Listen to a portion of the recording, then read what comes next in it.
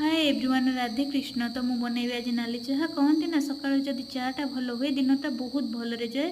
मु चा बनवाई नहीं जाइए अदा, पुदीना, तुलसी, गुड़, लवंग, तेजपत्र, गोलमरीच, लेंबू, गुजराती। फास्ट मु देखूँ बसई देती कड़े कड़े दे 2 कप पानी एवं दे लवंग आ तेजपत्र टिके पानी फुटीगले अदा पुदीना तुलसी को छेचिकी देदेबा। अदा पुदीना तुलसी आम देह बहुत भल।